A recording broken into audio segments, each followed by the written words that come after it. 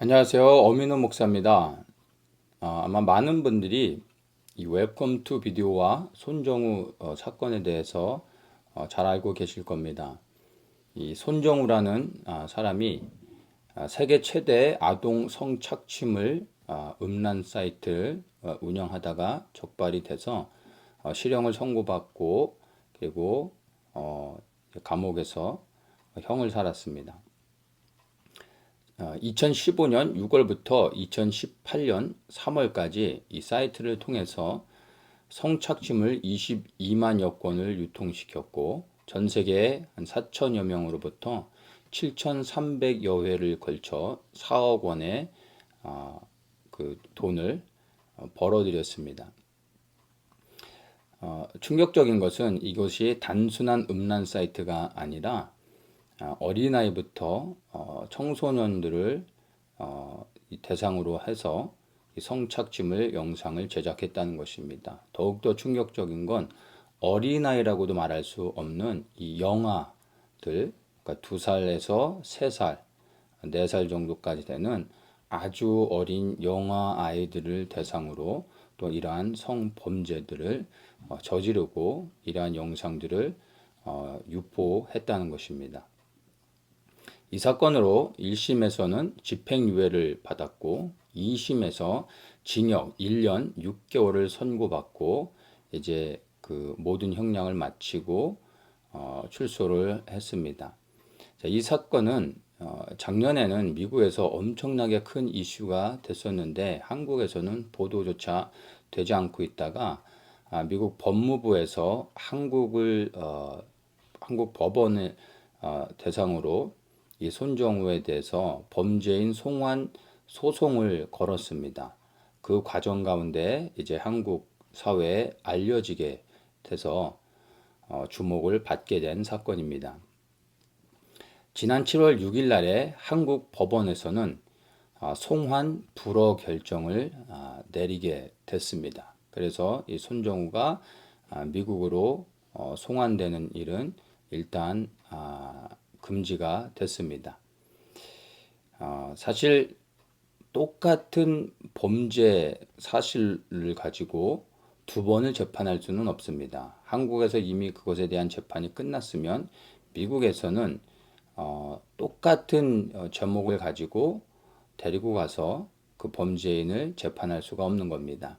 그런데 미국이 지금 이렇게 하려고 하는 것은 한국에서 다루지 않은 이제 다른 여러 가지 이제 그 제목들을 새롭게 만들어서 그를 이제 데리고 가서 다른 법으로 법정에 세우려고 했던 것입니다. 예를 들어 뭐 자금 세탁법 이런 것들로 이제 제목을 만들고 데리고 가서 법원에 세워서 다시 한번 법을 집행하려고 했던 것입니다. 그러면 왜 굳이 재판이 끝난 사건을 가지고 미국에서 또다시 범죄인 송환 절차를 거쳐서 손정우를 미국에 데려가려고 했을까요?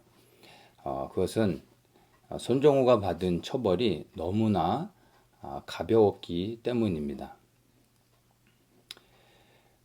이것은 미국에서 이 법으로 공의를 실행하려고 하는 선한 의도였다고 저는 생각을 합니다. 왜냐하면 이 비디오를 통해서 전 세계 수많은 어린 아이들이 희생을 당했습니다. 한국에서는 이 사건과 관련해서 실형을 선고받은 사람은 이 손정우 단 한 사람밖에 없습니다.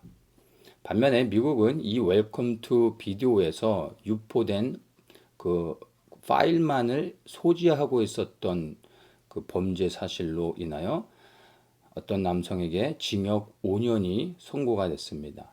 그리고 이 사이트에서 2,600여 개의 영상을 다운받은 남성에게는 15년을 선고했습니다. 또 영국은 이 사이트를 이용한 사람들의 실명과 얼굴을 공개를 했고 한 남성은 25년형을 선고받았습니다. 또 다른 남성은 이 어린아이 성폭행 장면을 이 사이트에 업로드한 범죄로 22년형을 선고를 받았습니다. 자, 이런 것들과 비교해 본다면 이 사이트를 실질적으로 운영했던 손정우에게 내린 처벌은 사실은 타당하다라고 말할 수가 없는 겁니다. 그래서 미국은 이러한 그 불합리하게 내려진 결정에 대해서 하나님의 공의를 시행하려고 했던 것입니다. 그런데 한국은 또다시 그러한 미국의 법 집행을 막으면서 하나님 앞에 또 다른 죄를 쌓고 있는 겁니다.